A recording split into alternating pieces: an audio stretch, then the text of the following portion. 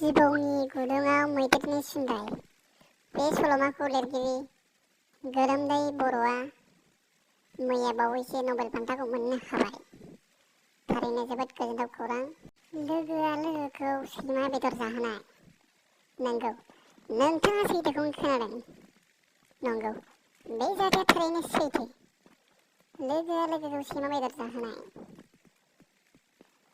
बे जाथाया जाहैबाय, लोगोआ लोगोनाव गार्लफ्रेन्ड बिबाय थायोमोन आरो लोगो बानायगोन होननानै थगाय बिरि सोबबाय थानायनि जाहोनाव जादोंमोनना सुलुंनिफ्राय मिथिनो मोननाय जादों। जापाननि सासे आइजोआ भाइरेल जानो गोसो जानानै सैमानि खिथु मोनामसुना ससियेल मिडियाआव हगारनानै दिनै बुहुमावनो मिथिसार जानो हाबाय। थारैनो जोबोद गोजोनथाव खौरां। नोंथाङाबो फेमास जानो गोसोबा बेफोरबायदि खालामनो हागोन। सिखिरि आरो गारि एक्सिडेन्ट। सिखिरिजों गारिजों एक्सिडेन्ट जानाय। नंगौ, नोंथाङा थार बाथ्राखौनो खोनादों। नंगौ, बे जाथाया मोनसे लामायाव जादों। खारबाय थानाय गारियाव सासे ड्राइभारा गावनि गार्लफ्रेन्डखौ खुलुमनायनि जाहोनाव जादों।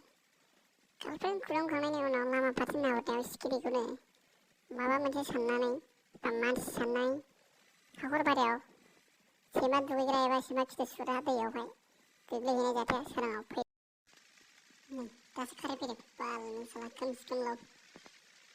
थांफिनलायबाय।